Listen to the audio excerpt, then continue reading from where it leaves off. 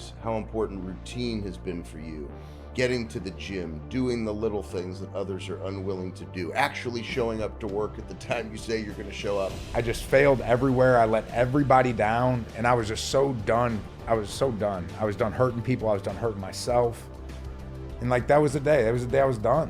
And I was 100% convinced this world would be way better off without me. And, you know, I ended up trying to go take my own life shortly after that.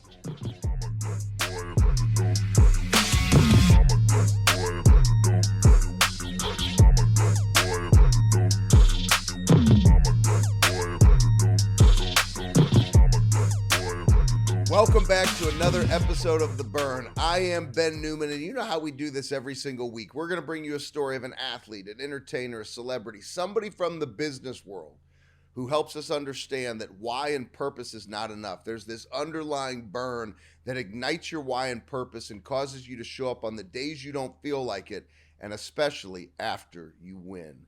Today, we have a remarkable story, guest, friend, client of mine, Brandon J. And we are going to get real. We're going to get raw. We're going to be vulnerable, talking about challenge and adversity. Everybody wants to see and talk about Brandon J. Roofing, the extraordinary things that they've done, the titan that Brandon J. has become in the roofing industry and his entire team has become, which has made him a sought-after speaker in the industry, a sought-after coach in the industry, a sought-after leader in the industry. Everybody wants that big, glorious story, but most people are unwilling to go back and find out, but how did you do it? What was the adversity? What was the challenge? How did you build the framework? How did you build the mindset?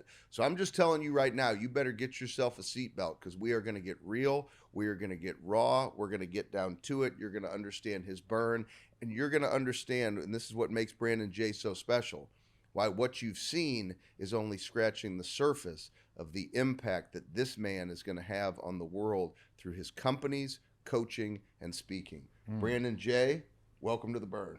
Thank you. That was a great introduction, man. Thanks for having me. I'm super excited to be Hey, here. man, I'll come on the road with you for some of these speeches you're doing. I'll introduce you, whatever you need. Yeah, I love that. It's great to be in person. You know, a lot of times, we're both St. Louis guys, and a lot of times these days everything's over a Zoom screen. And we're in your studio today. People probably like, does Ben have a studio? No. We're in Brandon J's studio. We're taking over his studio. But it feels good to be in person. It feels good to feel that energy because so many of these are done over Zoom.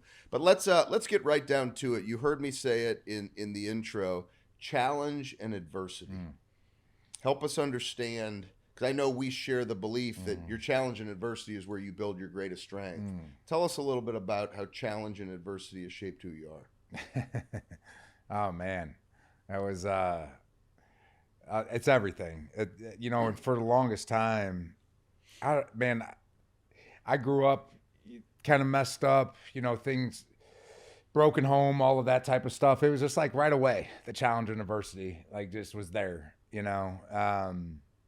And I don't know, I went through this whole entire first half of my life, just it looked like I was sabotaging my own life, and just making every wrong decision I possibly could and really working towards the wrong direction. I was lost and broken.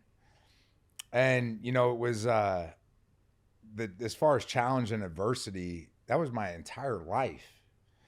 And I had worked my way I caused so much pain on myself. That's one of the things I say to myself. There's nothing this world could bring down on you that you haven't done yourself. I caused so much pain to myself that I just remind myself of that. There's nothing this world could throw at me that I can't step into. What is the most significant pain or challenge when you think back to it that's really defined who you are?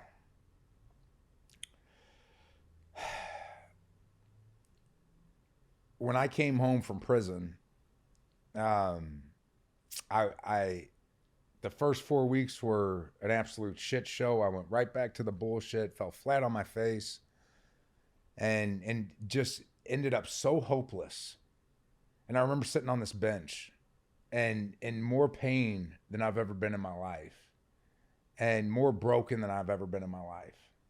I sat on this bench and it was like the whole world came crumbling down on me. And this was about 6 weeks after release from prison. And as I sat on this bench, I was more imprisoned that day from the bondage of self than the state could ever put me in. And so when somebody says, well, Brandon, I haven't been in prison or anything, it was bad, but I haven't been in prison. It's like, that was just a place. That was just a place, so that same place that could be different for you. You didn't have to be an actual physical prison is my point. But when I sat on that bench that day, man, that was it. I was 100. I'd failed at everything. I can't even do the wrong thing the right way anymore. And I just failed everywhere. I let everybody down, and I was just so done. I was done hurting people. I was done hurting myself. And like, that was the day. That was the day I was done. And I was 100% convinced this world would be way better off without me. And, I ended up trying to go take my own life shortly after that. And when I got brought back in the back of the paramedics van, the very first words the EMT said to me was, Brandon, I'm supposed to tell you God's not done with you. He's got a plan for you. And I hear those words every day. But that was the moment. I feel like that day, the old me died. I feel like the old me died, and not to say that, it just, I got brought back and all of my demons were gone and my character defects were good. Like, not to say that, but it just wasn't an option anymore. And that's, at that point is really when I started looking at life as a true gift.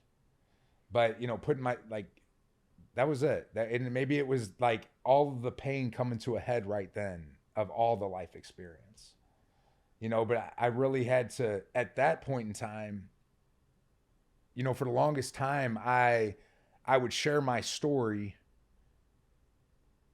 from a victimhood stance. And so by the time I get done sharing my story, you say, damn, Brandon, I'm sorry you went through that. I'm sure if I went through that, I'd be in the same boat as you are. And I would just live in this victimhood. And somebody said to me, and it just stuck, you cannot be a victim and a victor at the same time. And so I had to reframe how I was looking and really take accountability on everything. And what's my side of the street? What's in my control? And really focus on those things. But that was the moment. Like, that was the moment I was really, and not just moment, but that was the season that I really learned to start looking at myself. I really learned to start taking accountability and realizing this is all on me. No one's coming to save me. And this is what you're working with. So this is what you got. So you're either going to face this shit and do something about it, or you're going to die. That was, yeah.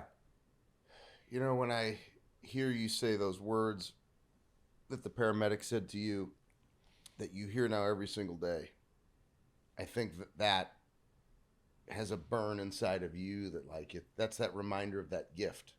I also, in a little bit of a free plug for your podcast, whatever it takes, when we did your show, when you had me on your show, which was awesome, you talked about how in the mornings you intentionally think back Yes. to when you were in prison. And sometimes people struggle, like, what is this burn? I don't have the burn. I didn't have that. And a lot of times it is a mindset where most people run from a mindset where you choose to, I need to see that today. Yes. To have a burn to remind me I will never go back there again. So yeah. I think that's kind of the work that you do on you, which is so powerful, which has created all this success, which has created you being an example for these individuals that you lead. And, our listeners have heard me say so many times, you can only lead somebody to the level of discipline in which you live. You are one disciplined son of a gun. Is that you hear those words every day, but you also are willing to go back to the pain of the mindset to remind yourself, there's a burn in me. I ain't going back there. Yes. How important is that? Why is that important? Man, it's when I was early on, as I was getting started, I was just so amazed at just everything. I was amazed with God. I was amazed at the results, and it did not slow me down from the action I was taking every day. And I started setting these targets and really be writing these targets out, and is okay, who do I need to become to make this happen? And really falling in line with that, reading it every single day, doing all these things, and that would keep me in alignment. That does keep me in alignment 90% of the time. But in my darkest hour, when this just isn't inspiring me, or whatever the thing is, I'm riddled with fear, whatever the thing is, in my darkest hour when I need to be moved, all I have to do is look behind me at where I come from. And I want to widen that gap every damn day. And it's everything. And with my past, and this is all kind of he created a concoction for me to be successful. But with my past, man, it's like really looking at, like, I'm not supposed to be here. Only by God's mercy and grace am I here. And so, like I said earlier, like I look at the business as a gift, and I'm not, like, I'm a steward of it, and I've just held on to that mindset as much as I possibly can. But it's, man, where I come from, it's like I don't have a choice. Like, if I met God and God just said, "Man, I gave you this awesome blessing, but like you just took it all for yourself. Like, you didn't do, like, it could have been this if you would have just did this." Like, man, that's Ed Milet talks about, like, him meeting, when he comes across those pearly gates and God showing him who he could have been if he would have did these things. Like, that's hell. Are you going to recognize that person? Right. Or will it be your twin? Right, or exactly. Recognize them or not have any idea who the hell it is? Right, exactly. And so and ever since I heard, like, I think about that regularly. And I don't know, like I say, I got a life I don't deserve, but I get up and do my part every day, and I'm worthy of it. But it's like, man, I just have to give it away. Like, I have to. I have to be a good steward of it. And when I mean I have to, like, I have to do that to be okay inside of me. It's I want to know I got everything I can out of this. I want to know at the end of the time I left no stone unturned. So it gives me a different perspective coming where I come from than a lot of people have. Filled with gratitude and knowing at the same time I got a debt I can never repay. I have to do this, Couple of things I want to highlight, because I think it's powerful. That speaks to the leader that you are, and that you really live these principles of serving and wanting to make the world a better place. Number one, every year you guys have on social media, which you do an extraordinary job on social media, personally and as an organization. But you have a giveaway. You're giving away free roofs. And in addition to that, there's other things philanthropically that you guys do in the community.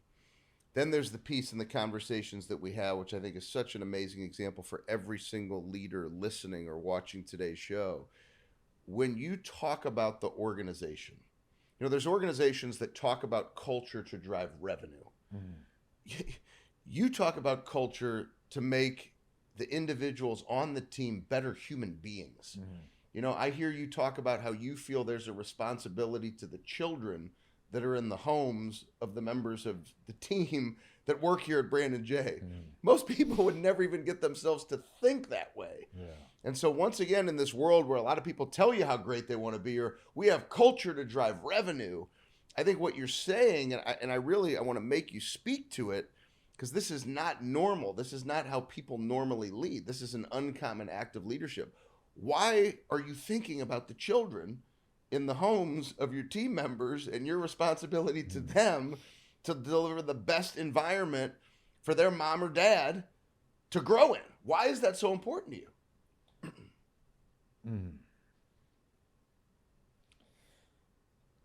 For a long time, I was like a tornado ripping through people's lives. I was just hurting and taking. And so it's extremely important to me that I'm not that man today, and that my actions reflect that. And, I was the villain of so many people's stories. and looking back, like I just took and took and took and took. And so it's extremely important to me that in my mind that somehow I balance out the scales, and I believe I'm forgiven in all these things, and I know without a shadow of a doubt I'm not that man today. But it's just extremely important to me when that time comes, whether it's the end of the week, the end of the year, the end of the month. I can look back and it's like, man, you did your part, you did everything you could, and it's like I don't. Whenever I sat at my desk th- almost 3 years ago, and I laid out. I was going over the finances, and I laid out on if I do this right, I will have the option to retire in the next 5 to 7 years. And the very next thing that popped into my mind is, but you're the only one that's going to be able to retire. And I just wasn't okay with that. And I immediately went, how do I create something that anybody could retire that's willing off of? And and just started thinking in that way. And at that and this is simultaneously all going on. I fired all the sales consultants I had and started off, with one.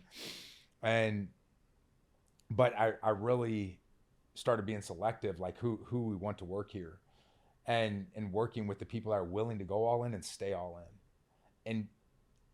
And with that being said, I want to work with those people. I want to know that we're doing our part, because people like, oh, I can't find any good help, or I'm not going to hire these people. They're probably just going to quit in 6 months, or I'm going to give them the game, then they're going to go start their own, or whatever the case may be. And I had that mindset too early on for the first couple years, until I realized it was a broken mindset, and that I just needed to do my part. Whether somebody came here and was here for a week or a month, at the end of the day, we did our part. I want to know we did our part. We gave them the best training that we possibly could. We did everything the best we possibly could for them, and gave them the best opportunity they possibly could. And no matter what, no matter if somebody's here for a year or a month, we as a company and a collective group are getting better with each time. Mm. And so that is like, I look at like these people are betting their life on me, man. And that was something I probably heard it from somewhere else, but somebody had said that most companies or owners or bosses, when they're hiring, they're like, oh man, we're bringing on this new hire, and we're going to invest all this money in you, and we're going to do this for you and this for you, and we're counting on you, you better do it. And that all those things, some of those things may be true, but I've always found it more effective for me in my mental state, to just look at like these people are betting their life on me. Like they're betting their life on me. And so I need to do everything to make sure in my power that they win, And so I just look at it like that. They're just betting their life on us. And so we need to do our part, So powerful. You care so much about team, and I can't let you get out of here without us actually highlighting you and how you take care of you to be the best you that you can be for your team. I always say that discipline wins. And one of the things that I know that you found from sharing, from whether it be on the inside to the appreciation of the gifts nowadays, how important routine has been for you. Getting to the gym, doing the little things that others are unwilling to do, actually showing up to work at the time you say you're going to show up. Why is that personal discipline? Why is that commitment to yourself? Why is that push and challenge of yourself been so important to you?